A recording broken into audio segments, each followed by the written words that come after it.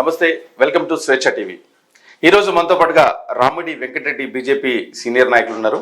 నమస్తే అండి వెంకటరెడ్డి గారు. నమస్తే అన్న. మీరు ఈటెల రాజేందర్ గారికి అత్యంత సన్నిహితులుగా ఉన్నారు. చాలా ఇంటర్వ్యూలో మీరు ఓపెన్గానే ఆ విషయాన్ని చెప్పుకున్నారు. కానీ రెండు చోట్ల ఈటెల రాజేందర్ గారు ఓడిపోయిన తర్వాత మీకు ఎలా అనిపించింది అసలు? ఈటలన్న ఓడిపోవడం అనేది చాలా బాధపడ్డాను. నేను 10 రోజులు నేను మనిషిని కాలేదు, కానీ నేను అనుకోలేదు రెండు దగ్గర ఓడిపోతాడని. కానీ అన్న ఎక్కువ ప్రిఫరెన్స్ కాన్స్టిట్యున్సీలోకి ఇవ్వకుండా తెలంగాణలో మొత్తం క్యాండిడేట్ అని గెలిపించుకోలే అనే ఉద్దేశంతో ఎక్కువ బయట ప్రచారం చేయడం వల్ల ఈ కాన్స్టిట్యున్సీల మీద ప్రిఫరెన్స్ ఇవ్వకపోవడం వల్ల అన్న ఓడిపోవడం కారణం ఇది, అంతే. అంటే ఎక్కువ తిరగాల్సిన బాధ్యత ఆయన మీద ఉంది కదా యాజ్ ఏ చైర్మన్. నేను దానికి ఒప్పుకుంటాను. అన్న ఉద్దేశంతో ఏంటంటే ఎక్కువ సీట్లు గెలిపించుకోవాలి, మనం గవర్నమెంట్ ఫామ్ చేయాలి అన్న ఉద్దేశం, కీ రోల్ పోషించాలనే ఉద్దేశంతో అన్న చేసిండు అది. కానీ అన్న కేసీఆర్ మీద నిలబడడం, గజ్వేల్ మళ్ళా హుజరాబాద్లో నిలబడడం వల్ల ప్లస్ మళ్ళా తెలంగాణలో క్యాండిడేట్ల గురించి తిరిగి ప్రచారం చేసి అందులో ఎక్కువ టైం స్పెండ్ చేయడం వల్ల ఇక్కడ ఓడిపోవడం కారణమైంది. కానీ ఈరోజు ఓడిపోయిండు అని బదులు గెలిచిండు అనే చెప్పుకోవాలి. ఎందుకంటే దానికి కూడా కారణం చెప్తాను నేను. గజ్వేల్లో బీజేపీ 1400 ఓట్ల కెపాసిటీ ఉండే ఒకప్పుడు నిలబడినప్పుడు. ఈరోజు 60,000 పై చిలుకు ఓట్లు తీసుకొచ్చిండు అంటే అది మేము గెలుపు కిందనే భావిస్తున్నాం. హుజరాబాద్లో కూడా 16,000 14,000 ఓట్లతో ఓడిపోయిండు అన్న, అక్కడ కాన్సన్ట్రేషన్ చేయలేకుండా ఉండడం వల్ల, అంతేగాని లేకుంటే అన్న ఇది రెండు చోట్ల కూడా గెలిపే అన్నట్టే అనుకోవాలి నేను. ఒక సీటు నుంచి 8 సీట్లు తెచ్చిండు అన్న అంటే అందులో అన్న ప్రోద్బలం భారీగా ఉన్నది. అందులో చాలా కష్టపడ్డాడు అన్న, ప్రచారం చేసిండు, రాత్రింబగలు తిరిగిండు, ప్రచారం చేసిండు అందరికీ. ఆయన సొంతంగా ప్రచారం తక్కువ చేసుకుండు, కానీ బయట వాళ్ళకి ప్రచారం అయితే ఎక్కువ చేసిండు అన్న. ఒకనొక దశలో బీజేపీని అధికారంలోకి వస్తుందనే స్థాయి నుంచి ఇంకా బీజేపీ లేదు అనే స్థాయికి పోవడానికి కారణాలు ఏ విధంగా విశ్లేషిస్తారు మీరు? దీని వెనకాల కూడా కొద్దిగా ఏంటంటే ఈటలన్నకి ఇంకా కొద్దిగా ఎక్కువ ప్రిఫరెన్స్ పార్టీలో ఇచ్చి అన్న అనుకున్న క్యాండిడేట్లు ఎవరైతే ఇస్తామనుకున్నారో అందులో కొద్ది క్యాండిడేట్లకు కూడా టైం తక్కువ టైం ఇచ్చి లేట్ టికెట్స్ ఇష్యూ చేయడం వల్ల కూడా అందులో కూడా దగ్గర ఒక మనం 20-25 సీట్లు ఓడిపోయినాం. అదే 19 సీట్లు 19-20 సీట్లు మనం సెకండ్ ప్లేస్లో తక్కువ ఓట్లతో ఓడిపోయినాం. కొన్ని ఉదాహరణకు తీసుకుంటే అంబర్పేట్, మా నాయకుడు నేనే ఇన్ఛార్జ్ ఉండే, ఈటలన నన్ను పంపిస్తే నేను 100% ఆ సీట్ గెలుస్తామనుకున్నాను. అది కూడా ఇంకోటి కృష్ణన్న ఏంది 25 ఏళ్ల తర్వాత ప్రజలలోకి వచ్చిండు. అది కూడా ఈటలన్న సీట్ జాయిన్ చేయడం మళ్ళీ ఇబ్బంది అయింది, మళ్ళీ ఇంకోసారి జాయిన్ చేయడం, మళ్ళీ టికెట్లో కొద్దిగా లేటు ఇచ్చిండు. ఇచ్చినాక కూడా ప్రచారంలో ఒక నెల రోజులు టైమే ఉండే, అయినా సరే ప్రచారం ఎట్లయినా గట్టిగా చేసిండు, రాత్రి ప్రచారం చేసి తిరిగిండు బాగా. కానీ టైం సరిపోలేదు.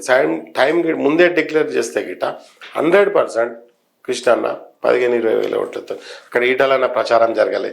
మెయిన్ నా కోరిక ఒకటి ఉండే, ఈటలన్న బంబర్పేటలో ప్రచారం చేస్తే కృష్ణన్న కంపల్సరీ గెలుస్తాడని ఉండే నాకు.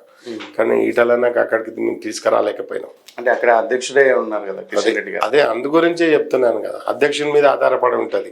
ఎవరిని పిలిపియాలి, ఎవరిని పిలిపియద్దు, ఎవరిని ప్రచారం అన్న ప్రచారం అన్ని కాన్స్టిట్యున్సీలలో చేసిండు. కానీ మా అంబర్పేటకి అయితే రాలేకపోయిండు. అంబర్పేటకి వస్తే మేము 100% ఈటలన్న వస్తే మేము గెలుస్తుంటాం. కృష్ణ యాదవ్ గారు చాలా సంవత్సరాల తర్వాత మళ్ళీ రాజకీయాలకు వచ్చారు, మళ్ళీ ప్రజల్లోకి వచ్చారు. ఆయన ఒకప్పుడు ఆ స్కామ్ అవన్నీ బయటపడి గెలిచుంటే ఇవన్నీ తుడిచిపెట్టిపోయాయేమో. ఇప్పటికే తుడిచిపోయినాయి చేద్దాను. ఎందుకంటారా, 60,000 ఓట్లు తీసుకొచ్చాడంటే అది సెకండ్ ప్లేస్ రావడం అనేది అంత ఈజీ కాదు. 25 ఏళ్ళ తర్వాత 3 ఏళ్ళు జైల్లో ఉండి తర్వాత మళ్ళీ వచ్చి ఒక 15-20 ఏళ్ళు పార్టీకి దూరంగా ఎవరు పార్టీలో లేకుండా ఒక్కరు ఉండి సింగల్గా ఉండి ఇదే ఈటలన్న దగ్గరికి తీసుకొచ్చి 10 సార్లు తీసుకొచ్చి అన్నకి దగ్గరకు పరిచయం చేసి మళ్ళీ నువ్వు రావాలి ఫీల్డ్లకి, రాజకీయంలోకి రావాలని తీసుకొచ్చి బలవంతం చేసి తీసుకొచ్చి అన్నని మళ్ళీ కానీ చాలా ఓపిక ఉంది కృష్ణ యాదవ్ నాకు. చాలా ఎందుకంటే ఆయన జాయినింగ్ విషయంలో జరిగిన గందరగోళం ఇవన్నిటిని కూడా చాలా పాజిటివ్ గా తీసుకో. ఇప్పుడు కూడా ఆయన పాజిటివ్ గా ఏంటంటే నేను ఇప్పుడు కూడా నేను గెలిచిన ఓటమి నేను చెందలేదంటాడు ఆయన. ఎందుకంటే నాకు ఇన్నేళ్ల తర్వాత నేను మళ్ళీ ప్రజలకు పోతే నాకు ఇన్ని ఓట్లు వస్తాయని నేను అనుకోలేదు. ఇప్పుడు కూడా నేను అంబర్పేటలో గెలిచినట్టే ఫీల్ అవుతాను అనుకుంటున్నాను. ప్రజల మధ్యలోనే ఇప్పుడు నేను ప్రజల మధ్యలో 24 గంటలు ఉండొచ్చు. అప్పుడు నాకు ఒక పార్టీ అండలేదు, ఏం అండలేకుండా నేను ప్రజలలో ఉండలేక సడన్ గా బీజేపీలోకి వచ్చి టికెట్ తీసుకొని నిలబడి ఇన్ని సెకండ్ ప్లేస్ కి వేరే పార్టీ ఆఫర్స్ కూడా ఉండే కానీ ఎలా పోలే ఆయన బీజేపీనే ఆయన కాన్సన్ట్రేషన్ చేసాడు. ఆయన ఈటలన్న మీద అది నమ్మకం పెట్టుకున్నాడు. అట్లా ఈటలన్న చాలా సపోర్ట్ చేసిండు కృష్ణన్నకి. దానికి ధన్యవాదాలు చెప్పాలి ఈటలన్నకి.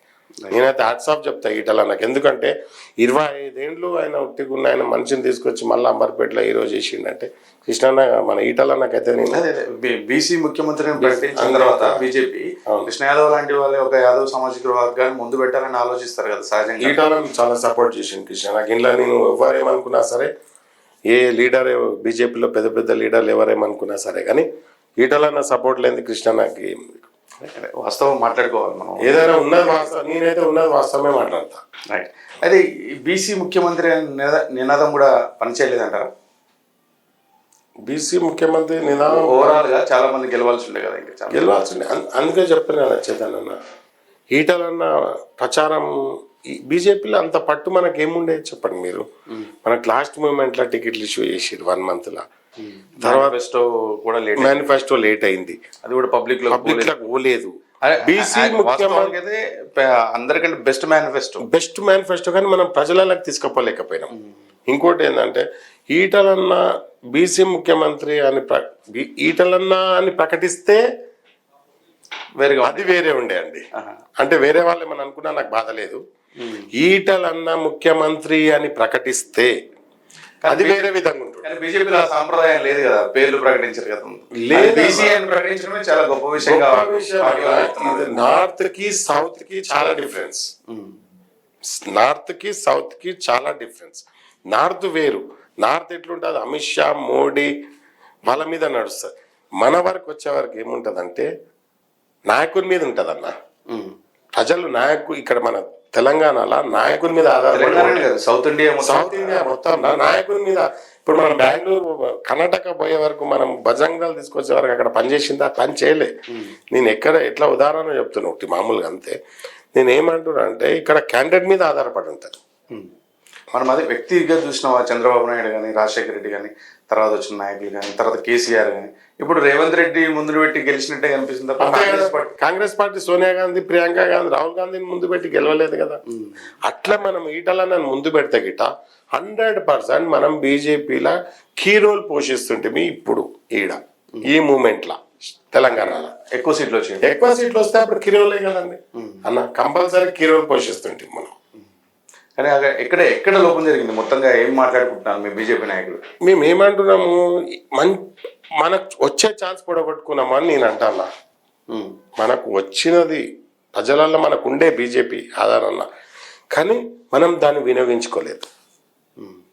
మనం ప్రజలల్లో ప్రజలు అనుకున్నారు, అరే ఈ మనిషికి ఇస్తే మనం ఇట్లా ఈ ప్రకారంగా చేస్తే బాగుంటుండే, ఈ మనిషి ఉద్యమం నుంచి వచ్చిండు, కేసీఆర్ గుర్తు మీద గెలిచిన అని అంటేనే తీసుకపోయి నీ ముఖం మీద నేను గెలవలేదు, నీ రిజిగ్నేషన్ నీ ముఖం మీద వేసేస్తున్నా, నీ ముఖం మీద గెలవలేదని నేను ప్రూఫ్ చేస్తా అని చెప్పి హుజురాబాద్లో పోయి గెలిచి భారీ మెజార్టీతో వచ్చిన నాయకుడైనా. అట్లాంటి నాయకుడిని మనము పబ్లిక్లకు వదిలేది ఉండే, కానీ మనం ఆపి పెట్టినాం. ఇప్పటికీ కూడా ఇంకా ఆపుతున్నాము. ఆ పొరపాట్లు ఇంకా చేయొద్దని అధిష్టానానికి నేను ఇప్పుడు కూడా చెప్తున్నా. మనం ఇప్పటికి కూడా చెప్తున్నా, ఈటలనని ఆపద్దు, పబ్లిక్లకు దించాలి. అది అధిష్టానం ఏం నిర్ణయించుకుంటుందో నాకు తెలియదు, కానీ ఈటలనని ఎంత వినియోగించుకుంటే బీజేపీకి అంత ఫుల్ ఫ్లెడ్జ్ తెలంగాణలో ఉంటుందన్న.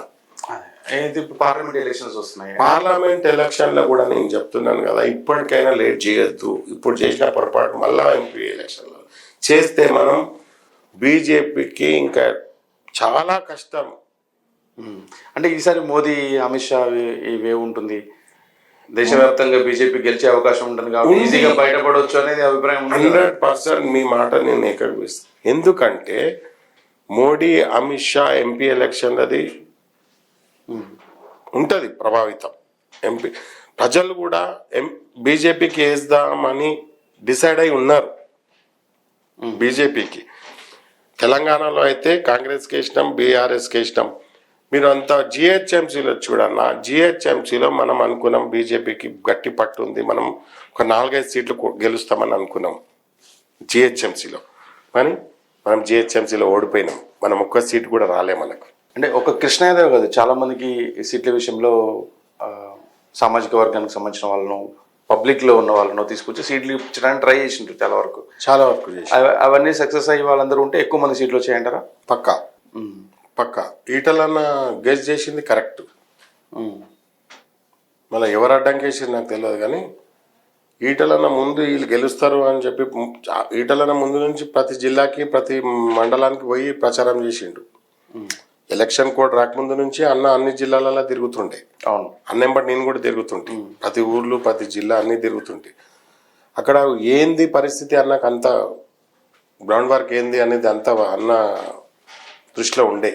వీళ్ళు నిలబడితే గెలుస్తారు అని అన్నకు ఉండే.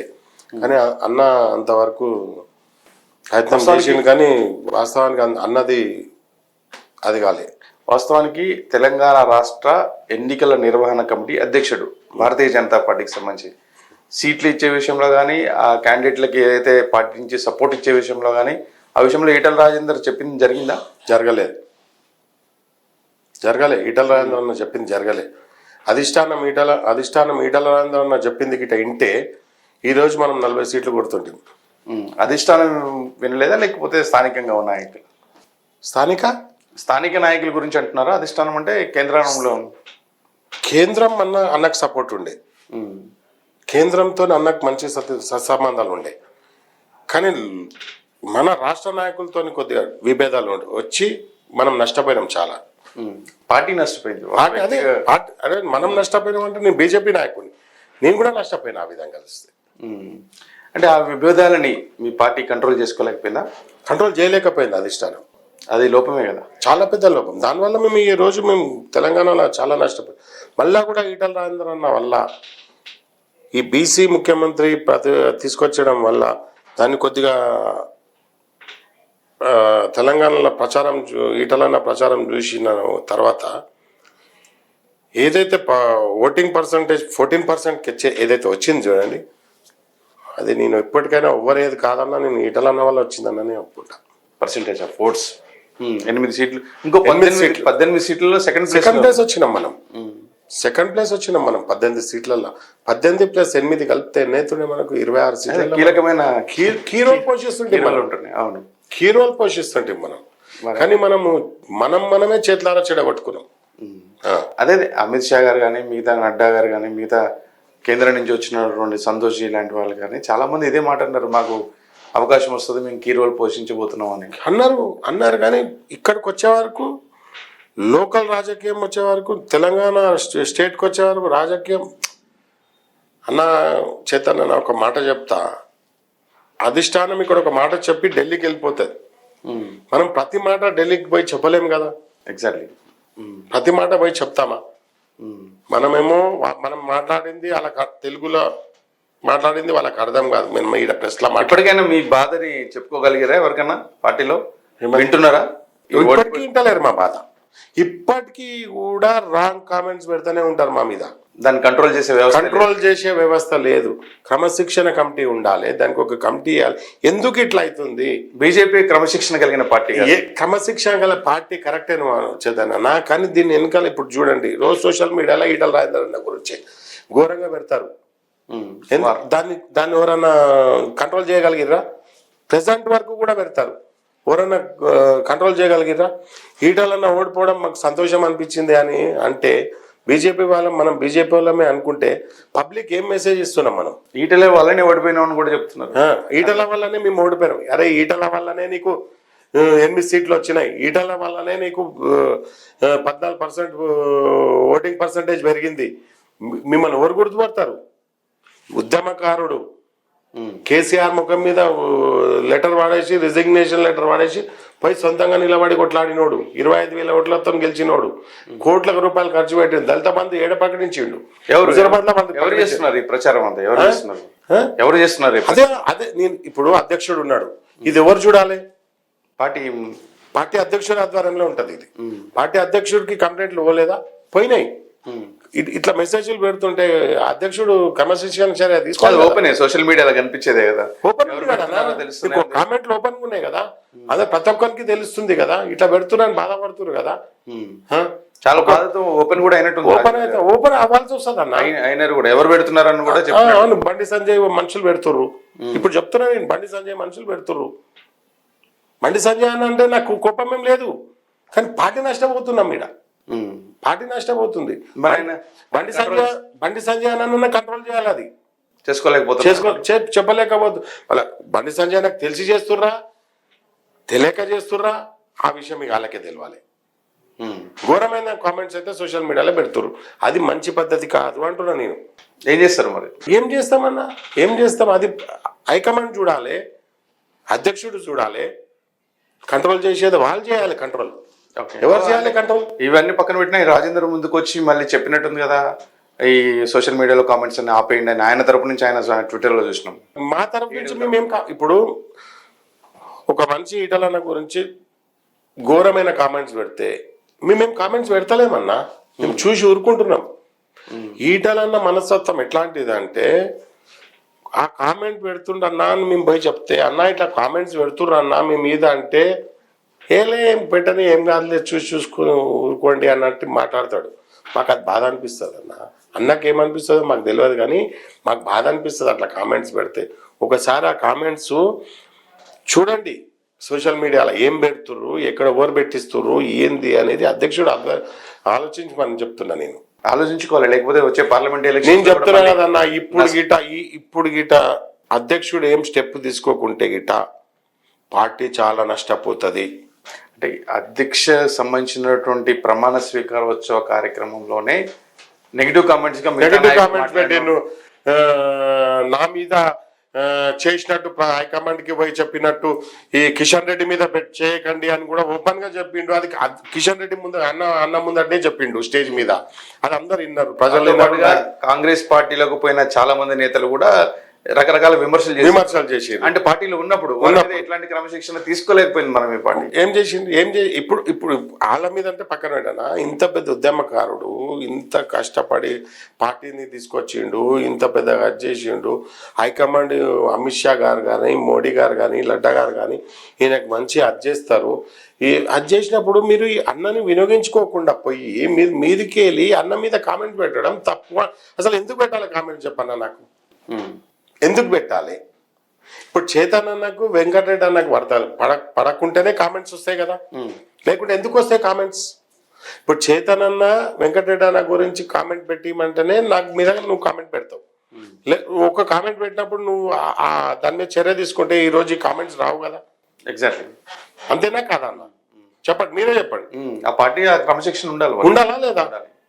ఒక పెద్ద లీడర్ మీద నువ్వు ఒక దేనికి పనికిరానోడు కామెంట్ పెడితే నువ్వు దాని మీద చర్య తీసుకోవాలా లేదా?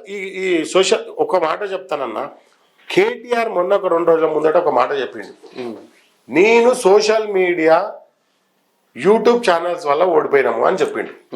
అది ఒప్పుకుంటారా లేదా? మీరు ఓపెన్ అయిందా లేదా? అసలు మొత్తంగా ఉన్నటువంటి ఛానల్ ఏమి టీఆర్ఎస్ తప్ప ఏమి చూపించట్లేదు అనే ఉద్దేశంతోనే మేము సోషల్ ఛానల్ ఆధారపడాలి, మేము ఓన్లీ సోషల్ మీడియా వల్ల ఓడిపోయినామని చెప్పిండు. సోషల్ మీడియా వల్ల ఓడిపోయినామని చెప్పినప్పుడు సోషల్ మీడియాలో ఇట్లాంటి కామెంట్స్ ఈటల రాజేందర్ గారి మీద పెట్టినప్పుడు పార్టీకి ఏ రకంగా సందేశం పోతుంది? ఏం చెప్తారు మీరు? కామెంట్ పెట్టే వాళ్ళకి ఏం చెప్తారు? ఇది పద్ధతి కాదు అంటున్నా నేను. మనము ఎవరి మీద కామెంట్స్ పెడుతున్నాము, ఆయన ఏంది, ఆయన ఏ స్టేజ్ నుంచి వచ్చిండు, ఏ స్టేజ్ 7 సార్లు ఎమ్మెల్యే, 2 సార్లు మంత్రి, కేసీఆర్ మీదనే ఛాలెంజ్ చేసిపోయి హుజరాబాద్లో గెలిచిన మనిషి, కేసీఆర్ మీద గజ్వేల్లో పోటీ చేసి 1400 ఓట్లున్న దగ్గర నుంచి 65,000 ఓట్ల వరకు తీసుకొచ్చిన మనిషి, ఆయన మీదనే మేము విమర్శ చేస్తే మీరు ఎట్లా? రేపు పొద్దున మీరు లోక్సభలో ఎట్లా పోటీ చేస్తారు మరి? లోక్సభలో కూడా మొత్తం ఈటల రాజేందర్ గారిని ప్రచారానికి తిప్పుతారా, లేకపోతే నియోజకవర్గంలో పోటీ చేసుకుని అక్కడే ఉండి అట్లా గెలిచే చెప్తా, ప్రయత్నం అట్లా చెప్తేనే అట్లా ఇప్పుడు నేనైతే చెప్తున్నా, ఎవరన్నా రాని, ఎవరినన్నా పోస్టర్లు వేసుకొని, ఎవరినన్నా బ్యానర్లు కట్టుకొని, 50 అడుగుల ఓడింగ్లు వేసుకొని అండి, ఈటలన్న మల్కాజ్గిరి నుంచి నిలబడుతుండు, భారీ మెజారిటీతో గెలిపిస్తున్నాం. పెద్ద కాన్స్టిట్యున్సీ 37 లక్షల మంది. 35 లక్షల ఓట్లు అన్న. ఒక మాట చెప్తా, ఇదే రేవంత్ రెడ్డి ఒక కౌన్సిలర్ లేడు, ఒక వార్డు మెంబర్ లేడు, కొడంగల్ ఓడిపోతే చక్కగా వచ్చి మల్కాజ్గిరి నుంచి పోటీ చేసిండు. మీ పార్టీకి బలం ఉందా ఇప్పుడు? మా దగ్గర 3 కార్పొరేటర్లు ఉన్నారు అక్కడ. రామచంద్రరావు మంచి ఓట్లు వచ్చినాయి ఎమ్మెల్యేకి. కనకారెడ్డి మీద 2000 ఓట్లతో ఓడిపోయాడు. మాకు స్ట్రాంగ్ ఉన్నది బీజేపీలో మల్కాజ్గిరి. మేము అన్న ఈటల రాజేందర్ అన్న మల్కాజ్గిరికి వస్తే పార్టీకి అతీతంగా పనిచేస్తారన్న. వేరే ప్రాంతం వాళ్ళు కూడా చాలా మంది ఉన్నారు, చాలా మంది బయట ఆంధ్ర తెలుపుతారా? చాలా మంది. ఇప్పుడు నేను గ్రౌండ్ లో ఉన్నాను, గ్రౌండ్ లో వర్క్ చేస్తున్నాను, తిరుగుతున్నా. అందరు అంటున్నారు ఈటల రాజేందర్ అన్న గిట్ట వస్తే మేము పార్టీని పక్కన పెట్టి ఈటల రాజేందర్ అన్నకు పనిచేస్తుందా. మీ పార్టీ సీట్ ఇస్తుందా? ఇవ్వకుండా ఓడిపోతాం మనం అక్కడ. చాలా మంది ప్రయత్నాలు చేసుకుంటారు చేసుకుని. నేను అదే చెప్తున్నా, మీరు ఓడింగ్స్ పెట్టుకున్నా ఎన్ని చేసినా అన్న, ఇప్పుడు మల్కాజ్గిరి సీట్ ఇస్తే గెలుస్తాడు, గెలిపించుకుంటాము. ప్రజలు కూడా మల్కాజ్గిరి ప్రజలు రెడీగా ఉన్నారు గెలిపించుకుంటానికి.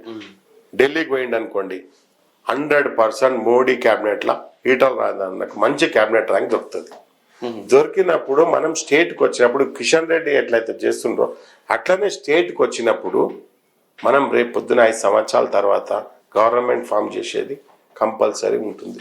ఆల్రెడీ కిషన్ రెడ్డి గారు మంత్రిగా ఉన్నారు, ఇంకొక ఛాన్స్ ఇస్తుందా? వస్తుందన్న. 100% ఈటల రాజేందర్ అనుభవం ఉంది. మల్కాజ్గిరిలో గెలిస్తే ఈటల మంత్రి అవుతారు, 100% క్యాబినెట్ మంత్రి అవుతాడు, చాలా హోదా గల మంత్రి అవుతాడు. నేను ఛాలెంజ్ చేసి చెప్తున్నా. దాంతో పార్టీ బలోపేతం అవుతుందా? ఇంకా చాలా. ఇంకోటన్నా, మల్కాజ్గిరి నిలబడడం వల్ల చుట్టుపక్కల ఏవైతే ఎంపీ సీట్లు ఉన్నాయి, సికింద్రాబాద్, మెదక్, కరీంనగర్, అవిటికి కూడా దాని మీద కూడా ప్రభావం ఉంటుంది. మనం ఆ సీట్లు కూడా గెలవగలం. చాలా మంది మరి చెప్తలేరా, గజ్వేల్ మెదక్ కాన్స్టిట్యున్సీలో ఉంది కదా, అక్కడి నుంచి పోటీ చేయొచ్చు కదా అని. అవునన్నా, మెదక్ పార్లమెంట్ ఎందుకు పోతాడు? మొన్ననే కేసీఆర్ మీద నిలబడ్డాడు కదా. ఎవరైనా ముందుకు వచ్చినా కేసీఆర్ మీద నిలబడటానికి? ఈటలన్నా ముందుకొచ్చి నిలబడి హైకమాండ్ చెప్పిండు, చెప్తే దానికి శిరసా వహించి గజ్వేల్ నుంచి పోటీ చేసిండు కదా. గజ్వేల్ నుంచి పోటీ చేసి 1400 ఓట్లు ఉన్న దగ్గర 60,000 ఓట్ల వరకు తీసుకొచ్చింది కదా. ఇంకా 5 ఏళ్ళు అయితే సీట్ గెలిచే సీటే కదా మనకు. అవునా కదా? పర్సంటేజ్ పెంచుకున్నా లేదా? 1400 ఓట్లు ఎక్కడ, 65,000 ఓట్లు ఎక్కడ? అయితే మల్కాజ్గిరి కాన్స్టిట్యున్సీకి సంబంధించిన 7 అసెంబ్లీ నియోజకవర్గాలు ఉంటాయి. ఎక్కువ శాతం వేరే పార్టీ వాళ్ళు, మీ పార్టీ లేదు, వేరే పార్టీ వాళ్ళే ఉన్నారు, బీఆర్ఎస్ వాళ్ళు ఉన్నారు ఎక్కువ మంది. మరి ఎలా టర్న్ అవుతుందా ఓటు? 100% అన్న. నేనేమంటున్నా, పార్టీకి ప్లస్ ఈటల రాజేందర్ సొంత ఇమేజ్తోని మళ్ళీ చెప్తున్నా, దాంతోనే ఈ మల్కాజ్గిరి గెలవచ్చు మనం. అంటే చర్చ సొంత ఇమేజ్ ఉన్న హుజురాబాద్ కష్టంగా ఉంది కదా. అరే హుజురాబాద్ లా నువ్వు 600 కోట్లు ఖర్చు పెట్టినావు, 700 కోట్లు ఖర్చు పెడితే బై ఎలక్షన్ లో 26,000 ఓట్లతో గెలిచినాం. గెలవలేదా మేము? మొత్తం క్యాబినెట్ పై హుజురాబాద్ ఉన్నప్పుడు ఎట్లా గెలిచినాం? మేము ఇప్పుడు ఎట్లా ఓడిపోయినాం? ఎందుకు కారణం నేను చెప్తే ఇప్పుడు ఎట్లా ఓడిపోయినాం. ఇప్పుడు కరీంనగర్ వినోద్ ఉన్నాడు, ఇద్దరిని సంధి చేసిండు, కాంగ్రెస్ బీఆర్ఎస్ ఇద్దరు కలుసుకొని చేసిరాడ, కలుసుకొని పని చేసుకొని ఓడగొట్టిరు అన్నని. అట్లా మాత్రం మన బీజేపీ నాయకుల పాత్ర కూడా ఉంది ఓడగొట్టేది. అట్లా చాలా సీరియస్ కామెంట్ చేస్తున్నారు. చాలా సీరియస్ అన్న. నేను ఉంటా బీజేపీ లేకుంటే ఉంటా, అంటే పూర్తిగా తెగించే మాట్లాడుతున్నా. అంతే, ఓపెన్ గా చెప్తున్నా. బీజేపీ పాత్ర కూడా ఉంది. మీ నాయకులు ఓడగొట్టుకున్నారు అంతే. మా నాయకుడిని ఓడగొట్టడంలో బీజేపీ నాయకుల పాత్ర పక్కా ఉన్నది. మీ హైకమాండ్ ఇవన్నీ చూస్తే మరి చాలా సీరియస్. అరే ఏమైతుందన్న, తీసుకుంటే పార్టీలోకి వెళ్ళిపోతా కానీ ఈటలన్న మనసులోకి వెళ్తే వెళ్ళిపోను. రైట్. అంటే ఇది చాలా మంది వచ్చిన వాళ్ళంతా వెళ్ళిపోతారు అనే కామెంట్స్ తోనే ఎక్కువ బీజేపీలో అవకాశాలు బయట నుంచి వచ్చిన వాళ్ళకి వస్తలేరేమో. మరి ఎవరు వెళ్ళిపోతారు? వచ్చిన వాళ్ళంతా బయటికి వెళ్ళిపోయే వాళ్ళే అనే ఉద్దేశంతోనే భారతీయ జనతా పార్టీలో బయట నుంచి వచ్చిన వాళ్ళకి ఎక్కువ అవకాశాలు ఇస్తలేరు అనేది కూడా ఒక చర్చ నడుస్తుంది. తప్పన్నా అది. ఇప్పుడు ఒక ఉదాహరణ తీసుకుందాం. మనం వేములవాడ సీట్ తీసుకుందాం.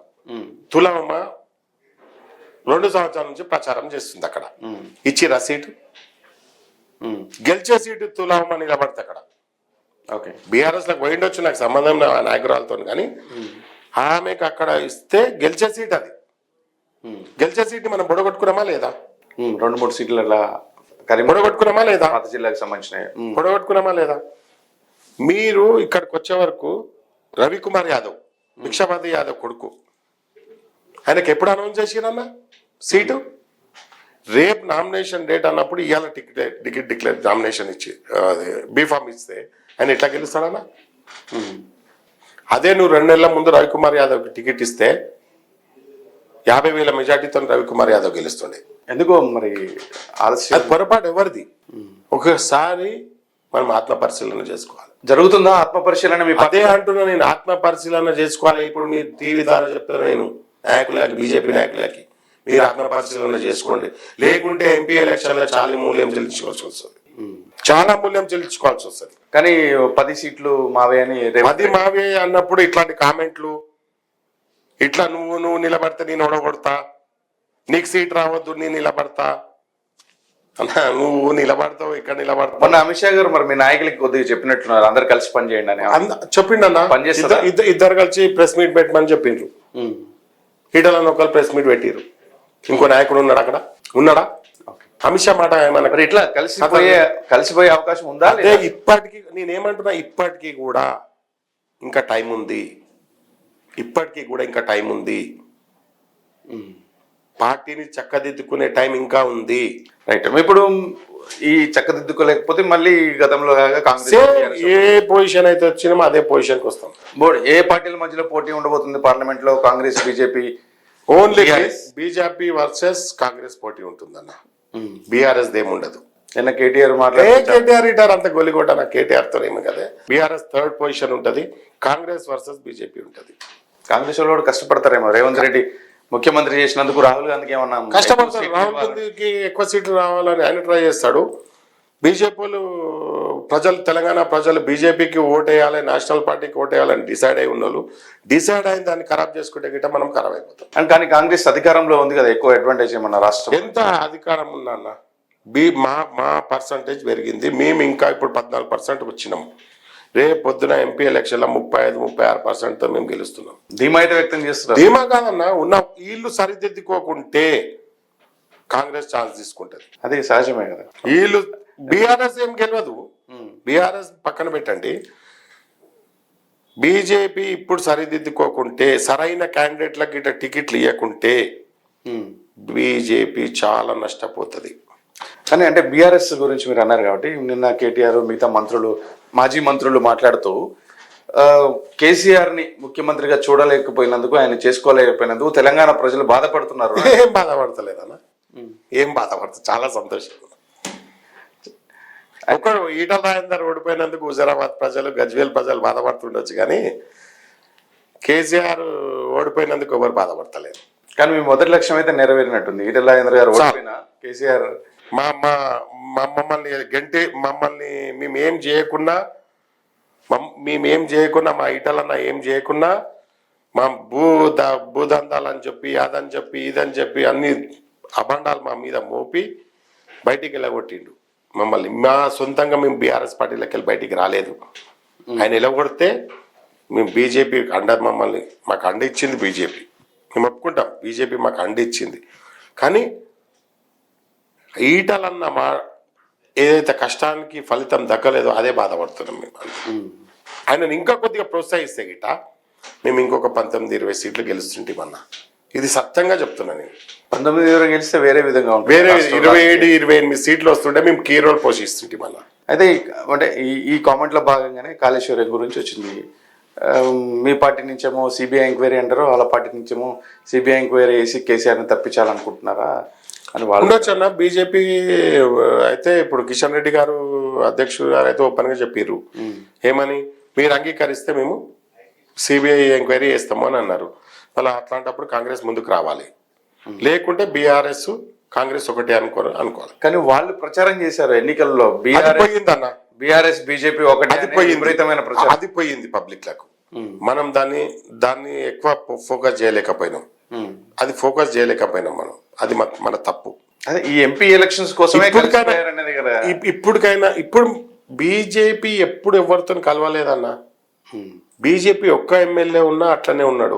కాంగ్రెస్ 12 మంది ఎమ్మెల్యేలు ఉంటే 12 మంది ఎమ్మెల్యేలు బీఆర్ఎస్ తీసుకున్నారు. అది అందరికి, తెలంగాణ ప్రజలందరికీ తెలుసు. ఏం చెప్పాలనుకుంటున్నారు? ఎంపీ ఎలక్షన్స్ లో గెలవాలంటే మీ పార్టీ ఏం చేస్తే బాగుంటుంది? నేను ఒకటే చెప్తున్నా అన్న, ఇప్పటికి కూడా చెప్తున్నా, ఇప్పుడుకైనా పార్టీని సరిదిద్దుకోండి. గెలిచే క్యాండిడేట్లకు టికెట్లు ఇవ్వండి. ఎవరు ప్రజలు గుర్తించలేని క్యాండిడేట్ని తీసుకొచ్చి నేను అక్కడ నిలబెడతా ఇక్కడ నిలబెడతా అంటే గిట్ట ఓటమికి రెడీగా ఉండండి. ఇంకొక ప్రశ్న, కాంగ్రెస్ వచ్చి కొద్ది రోజులు అవుతుంది, కాకపోతే ఈ పాలన మీద మీ కామెంట్స్ ఏంటి? ఈ 6 గ్యారంటీలు అనేది చాలా కష్టం అన్న. రేవంత్ రెడ్డి ఈ 6 గ్యారంటీలు చేయడం అనేది చాలా కష్టం. నాకు తెలిసినంత వరకు ఇది ఎంపీ ఎలక్షన్ల వరకు దీన్ని డైవర్ట్ చేస్తాడు. ఎంపీ ఎలక్షన్ల తర్వాత దాన్ని మూలకేస్తాడు. ఎంపీ ఎలక్షన్స్ వరకు దీన్ని సస్టైన్ చేస్తాడు. దాని తర్వాత దీన్ని తీసుకుపోయి మూలకం పాల్గొంటాడు. ఓడిపోయిన పార్టీ అయినా కేటీఆర్ మాత్రం ఏమాత్రం గాంభీర్యం తగ్గకుండా మాట్లాడుతున్నారు. ఈ కేటీఆర్తో అన్న ఒక మాట చెప్పాలా, బీఆర్ఎస్ పార్టీని ఓడగొట్టే పార్టీ, కేసీఆర్ని ఓడగొట్టే పార్టీ ఏది లేదు తెలుసా మీకు? కేసీఆర్ని ఓడగొట్టే పార్టీ ఏది లేదు. కేసీఆర్ని ఓడగొట్టుకుండు. కేసీఆర్ని ఓడగొట్టుకుండు. కేసీఆర్ని ఓడగొట్టే ఏ పార్టీ లేదు. ఈటల రాజేందర్ బయటికి తీసేసిండు. ఖమ్మంకి వస్తే పొంగిలేటిని తీసేసిండు. తుమ్మల నాగేశ్వరాన్ని చేసిండు. మంచి మంచి నాయకులని బయట. అదే వీళ్ళందరూ ఈటల రాజేంద్ర అన్న వీళ్ళందరూ ఈరోజు పార్టీలో ఉంటే నువ్వు అనుకున్నావు చూడు, నేను 100 సీట్లు తెస్తా అని. వీళ్ళందరూ ఉంటే నీకు 100 సీట్లు ఖాయం ఉండే. నీ కన్ను నువ్వే పడుచుకున్నావు. కేసీఆర్ నువ్వు మంచి నాయకుడిని వదులుకున్నావు. మంచి ఉద్యమకారుని వదులుకున్నావు. అప్పటి నుంచి నెగిటివ్ స్టార్ట్ అయిందంటారా? అంతే, అప్పటి నుంచే నీ డౌన్ఫాల్ స్టార్ట్ అయింది. కేసీఆర్ ఏ రోజైతే ఈటల రాజేందర్ అన్న నీ పార్టీలోకి వెళ్ళి బయటకు వచ్చినా నీ డౌన్ఫాల్ స్టార్ట్ అయింది. ఆ రోజే అనుకున్నారు ప్రజలు నువ్వు ఓడిపోతున్నావు అని. లేకుంటే నువ్వు అన్ని పైసలు ఖర్చు పెట్టి, కొన్ని వేల కోట్లు ఖర్చు పెట్టి దళిత బంధు, ఇలా దళిత బంధు తీసుకున్న ప్రతి వ్యక్తి ఈటల రాజేందర్ని గుర్తు చేసుకోవాలి. దళిత బంధు ఎట్లొచ్చింది అనేది ఒకసారి ఆత్మపరిశీలన చేసుకోవాలి. మొన్న గత బై ఎలక్షన్ లో పాజిటివ్గా ఓటేసారు, కానీ మొన్న ఎలక్షన్ లో మాత్రం వాళ్ళు బీఆర్ఎస్కి ఓటేసినట్టు. బీఆర్ఎస్కి ఓటేసారు అంటే దాని వెనకాల నేను చెప్పినా కదన్నా, దాని వెనకాల చాలా కథానాయకులు చాలా మంది ఉండి ఈటల రాజేందర్ని ఎట్లనన్నా ఓడిపియాలని ఓడగొట్టారు. కానీ హుజరాబాద్ ప్రజలు ఎప్పుడు ఓడగొట్టలేదు. హుజరాబాద్ ప్రజలు ఈటలనని గుండెలో పెట్టుకొని కడుపులో పెట్టుకొని ప్రేమిస్తారు. రైట్. చివరిగా ఒక మాట చెప్పండి. ఒకవైపు కాంగ్రెస్ అధికారంలోకి వచ్చి చాలా హుషారుగా కనిపిస్తున్నారు, మరోవైపు మొన్ననే ఓడిపోయిన సానుభూతి మాకుందని కేటీఆర్ కానీ బీఆర్ఎస్ కానీ అనుకుంటుంది. మీ పార్టీలోనేమో ఇంకా అంతర్గత కుమ్ములాటలు ఇవన్నీ అంటున్నారు. అంటే మోదీకి సంబంధించినటువంటి చరిష్మాకు పనికొస్తుంది అని అనుకున్నా సరే, మీ నాయకుల మధ్య ఉన్న సఖ్యత ఇవన్నీ చూస్తే మీకు బీజేపీకి రాష్ట్రంలో భవిష్యత్తు ఉందా లేదా? బీజేపీకి రాష్ట్రంలో 100% మంచి పరిస్థితి ఉంది. కానీ ఇట్లాంటి ఒక నాయకుని మీద ఒక నాయకునికి పడకపోవడం, ఒక నాయకుని మీద కామెంట్లు పెట్టించడం అది పద్ధతి కాదు అని నేను అంటున్నాను. మనం రేపు పొద్దున గెలవాలి అంటే 10 కాదు 12 గెలవాలన్నా 12 కూడా గెలిపిస్తారు మనకు తెలంగాణ ప్రజలు. కానీ ముందు ఇట్లాంటి సరిదిద్దుకోవాలి. పార్టీలో కూర్చొని ఎవరు ఏంది, ఎవరికి ఎక్కువ ఆదరణ ఉంది ప్రజలల్లా, ఎవరు ఏంటి అని అన్న ఒక మాట చెప్తా. లాస్ట్ ఫైనల్ నేనే ఉన్నా. వెంకటరెడ్డి తోపంటారా, నేను పార్టీని నేను అధ్యక్షుని ఉంటే నేను ఈరోజు 60 సీట్లతోనే సీఎంగా నిలబెడుతుంటే బీజేపీని అంటే వెంకటరెడ్డి ఓడిపోయిందన్న, ఇక సీఎం నేను చెప్తాను. Right. Thank you so much Ramireddy Venkatareddy garu, ఈరోజు మా స్టూడియోకి వచ్చి ఇంటర్వ్యూ ఇచ్చినందుకు thank you so much. Chetan అన్న, థ్యాంక్ యూ. మీ టీవీకి ప్రేక్షకులు అందరికీ నమస్కారం.